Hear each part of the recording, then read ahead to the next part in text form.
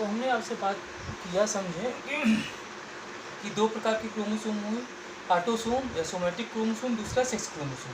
तो ऑटोसोम या somatic chromosome में जीन है, ये आप जानते हैं जो गुणसूत्र हैं पेयर में पाए जाते हैं, इसीलिए अपन मनुष्य में गुणसूत्रों की संख्या कितनी है तो लिखना चाहिए 23 पेयर।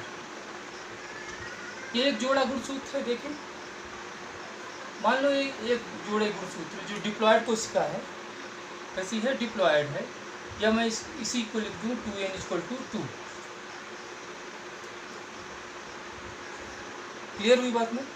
कोई भी मनुष्य के अलावा किसी भी एक कोशिका की बात करूं जो डिप्लॉयड है, जिसमें गुणसूत्र की संख्या 2 है, इसमें एक क्रोमोसोम है जीन ए है, दूसरा बी, और इसमें स्मॉल ए स्मॉल बी। ये डिप्लॉयड कोशिका है और आप जानते हैं इस डिप्लॉयड कोशिका में मियोसिस हुआ। क्या हुआ? मियोसिस, मतलब 2n=2 की कोशिका में मियोसिस हुआ। तो आप जानते हैं 4 कोशिकाएं बनेंगी जिसमें गुणसूत्र क्या होंगे, n=1, n=1, n=1 और n=1। मान लीजिए इसमें मियोसिस हुआ इस कोशिका में, या मैं कह दूँ डायरेक्ट गुणसूत्र में मियोसिस हुआ, तो आप देखें कि जो क्रोमोसोम है ऐसे जाएंगे, एक क्रोमोसोम यहाँ और एक क्रोमोसोम यहाँ, कुल मिला के। तो आप देखें कि जो जीन ए है, दूसरा जीन बी, इसमें स्मॉल ए और इसमें स्मॉल बी। तो मैं कहूँ कि जीन ए का जीन बी से कोई संबंध है क्या? क्योंकि आप देख रहे हैं कि जीन ए एक पीढ़ी से दूसरी पीढ़ी में, जीन ए और जीन बी एक पीढ़ी से दूसरी पीढ़ी में साथ साथ जाते हैं। अर्थात इन दोनों ने कसम खा ली है, जीन ए और जीन बी ने, साथ जिएंगे और साथ मरेंगे। तो कुल मिला के दोनों जीन कहलाते हैं लिंक्ड जीन। कौन से कहलाते हैं जीन? लिंक्ड जीन, जिसे हिंदी में कहते हैं संलग्न जीन। संलग्न जीन क्या है? वह जीन जो एक पीढ़ी से दूसरी पीढ़ी में साथ साथ जाते हैं। ठीक है, मतलब इनमें साथ रहने का वादा किया है इन दोनों जीन ने। ठीक, क्लियर हुई बात में? कौन सी जीन कहलाएंगे? Linked gene. तो लिंक्ड जीन के कारण ही आप जानते हो, बता चुका हूँ मैं तुम्हें, कि जो माता पिता के लक्षण आपसे बहुत मिलते हुए होते हैं, लगभग 80%, चेहरा, नाक, बाल, आँख, इनका रूप रंग जो आकार है आपके माता पिता से आपसे मिलता हुआ दिखाई देता है, वो किसका कमाल है? Linked gene. ठीक है, और कुछ जो डिफर लक्षण दिखाई देते हैं, माता पिता से अलग लक्षण दिखाई देते हैं, वो किसका कमाल है? क्रॉसिंग हुआ। किसका है? क्रॉसिंग हुआ। मतलब मैं आपसे कहूँ कि जो भिन्नताएं आप में हैं, माता पिता की से जो भिन्नताएं आप में दिखाई देती हैं, वो किसका कमाल है? क्रॉसिंग हुआ। और माता पिता से समानताएं आप में दिखाई देती हैं, वो किसका कमाल है? लिंक्ड जीन का। और इस घटना को कहते हैं लिंकेज, हिंदी में कहते हैं सहलग्नता। क्या कहते हैं? सहलग्नता। तो आप क्या बताएं? लिंक्ड जीन का एक पीढ़ी से दूसरी पीढ़ी में जाने की घटना को क्या कहते हैं? लिंकेज या सहलग्नता। क्लियर हुई बात में? तो मैं एक चैप्टर की बात करता हूँ, देखना आप। चैप्टर का नाम है सेक्स लिंकेज इनहेरिटेंस। ठीक है, तो मैं आपसे क्लियर कट बात करूँ, यहाँ 2 चीज़ें आप समझ लो। कि पहले माना जाता था कि जो सेक्स क्रोमोसोम है वो उसमें सेक्सुअल कैरेक्टर को निर्धारित करने वाले ही जीन पाए जाते हैं।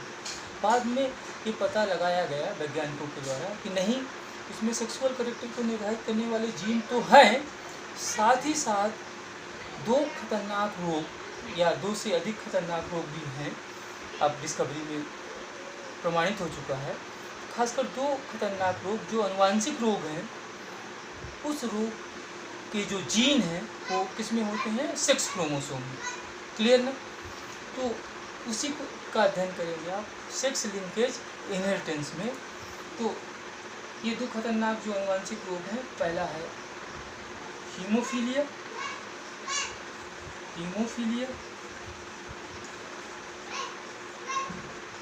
और दूसरा है कलर ब्लाइंडनेस। ब्लाइंडनेस। ये दोनों कैसे रोग हो गए बताएं आप? अनुवांशिक रोग जो एक लक्षण से जो एक पीढ़ी से दूसरी पीढ़ी तक जाते ही हैं, जो खत्म नहीं होने वाले हैं रोग। और इन दोनों रोग को निर्धारित करने वाले जो जीन हैं वो कहाँ होते हैं? 6 क्रोमोसोम में। तो 6 क्रोमोसोम में स्थित जीन जो इन दोनों अनुवांशिक रोगों को एक पीढ़ी से दूसरे पीढ़ी में ले जाते हैं, इस घटना कहते हैं 6 लिंकेज इनहेरिटेंस। क्लियर है? तो अब बात करें इन दोनों रोगों की वंशागत। तो पहले बता दूं, हीमोफीलिया वह रोग होता है जिसमें चोट लगने पर ब्लड क्लॉटिंग नहीं होती, ठीक है। और दूसरा कलर ब्लाइंडनेस वह डिसीज है जिसमें लाल और हरे रंग का भेद नहीं कर पाता इससे पीड़ित व्यक्ति, ठीक है। तो अपन देखें इनकी वंशागत, ठीक है। तो यहाँ देखो जल्दी से, यदि मैं आपसे बात करूं कि हीमोफीलिया, ठीक है, हीमोफीलिया से पीड़ित मेल भी हो सकता है और फीमेल भी हो सकती है। हीमोफीलिया से पीड़ित मेल, यदि मेल पीड़ित है तो ध्यान से सुनिए, उसमें 44 प्लस XY, X के ऊपर मैं लिख रहा हूँ H, मतलब कंफर्म मैं बता दूँ आपको कि यदि हीमोफीलिया से पीड़ित मेल है तो उसके जीनोटाइप या जीन का संकेत होगा 44 प्लस X, H और Y। अर्थात याद रखेंगे आप कि मेल में X क्रोमोसोम में स्थित जीन ही इस रोग को निर्धारित करते हैं। क्लियर ना? Y क्रोमोसोम में इस रोग को निर्धारित करने वाला कोई जीन नहीं पाया जाता, ठीक है। यदि फीमेल है तो फीमेल की कंडीशन 2 हो सकती है, एक वाहक हो सकती है, कैरियर जिसे कहते हैं, और एक रोगग्रस्त हो सकती है, डिसीज वाली। तो वाहक होगा तो उसमें होगा 44 प्लस X के ऊपर H लिख दिया। यदि रोगग्रस्त है तो 44 प्लस X H। क्लियर है? तो फीमेल में 2 बातें हो सकती हैं, एक वाहक हो सकती है, तो वाहक में एक ही X क्रोमोसोम में उस रोग के जीन होंगे, और रोगग्रस्त की होगा तो दोनों में उसके जीन होंगे। याद रखें, मेल वाहक नहीं होगा क्योंकि Y क्रोमोसोम में इस लक्षण को निर्धारित करने वाले जीन नहीं होंगे। यदि कलर ब्लाइंडनेस होगा, कलर ब्लाइंडनेस सेम है, कलर ब्लाइंडनेस तो आप लिख दें मेल और फीमेल। तो कलर ब्लाइंडनेस में क्या कर देंगे आप? कलर ब्लाइंडनेस में ऐसा करते हैं, मेल 44 प्लस X और C लिख दें आप, और Y फिर लिखते हैं 44 प्लस X C X। दूसरी कंडीशन हो सकती है 44 प्लस X C और XC, मतलब ये कौन सी फीमेल हो गई? कलर ब्लाइंडनेस रोग से पीड़ित फीमेल, और ये कलर ब्लाइंडनेस की कैरियर फीमेल हो गई, ठीक। और ये कलर ब्लाइंडनेस से पीड़ित पुरुष हो गए, मेल हो गए, ठीक है। तो जल्दी से अपन इसकी वंशागत देख लें।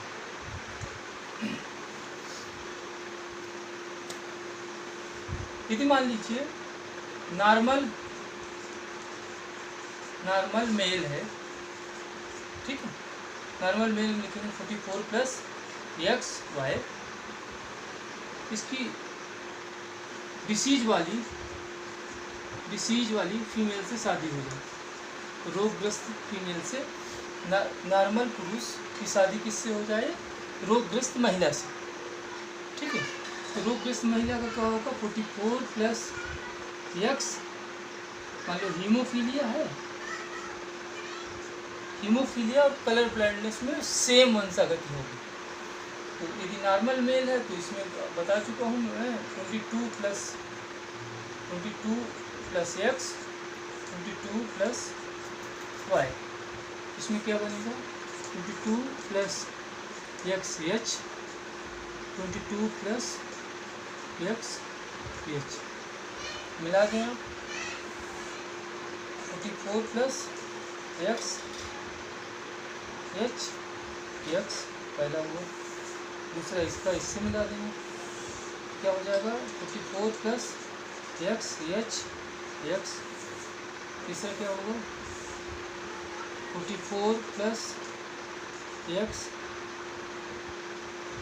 एक्स एच वाई, इसको इससे मिला दें 44 प्लस एक्स एच और वाई। ठीक है, तो ये दोनों फीमेल कैसी हो गई आप बताएं मुझे, कैरियर वाहक, रोगग्रस्त नहीं होंगी, कैरियर फीमेल, क्लियर ना।